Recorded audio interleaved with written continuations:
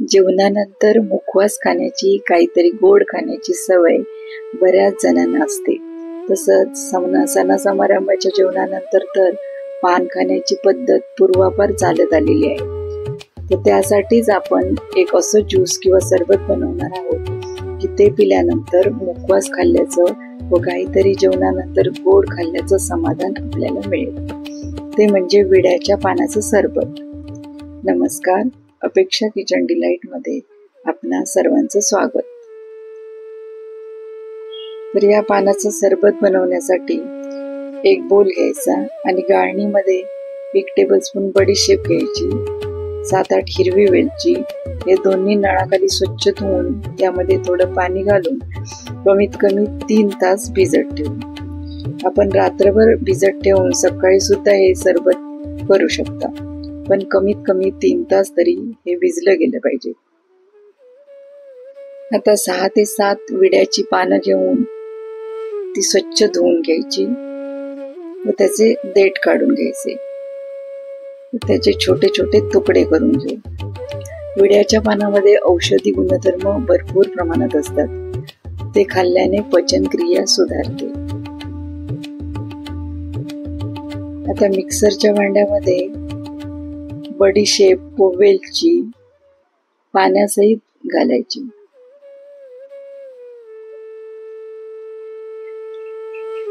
आणि त्याची बारीक पेस्ट तयार करून घेऊ.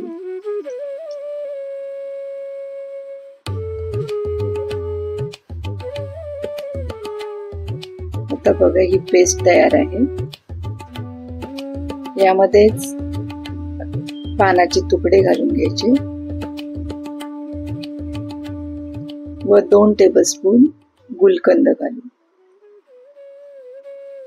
गुलकंद शरीरामधील उष्णता कमी करायला मदत करतो आणि पित्तासाठी सुद्धा खूप गुणकारी आहे.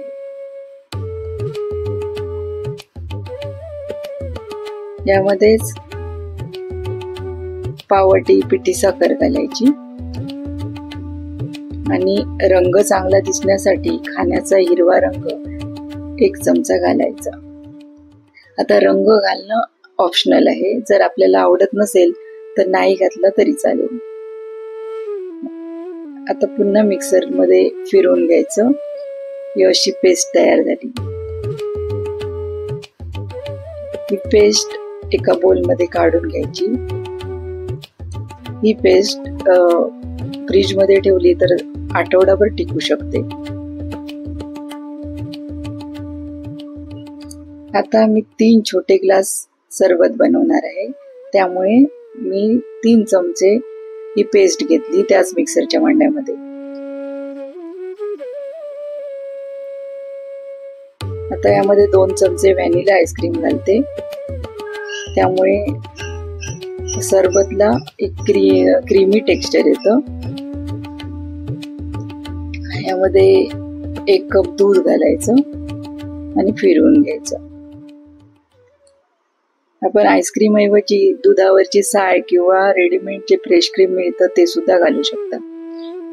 हे बघा, तयार आहे सरबत. आता सर्व करताना त्यावर गुलाबाच्या पाकळ्या अशा घालायच्या.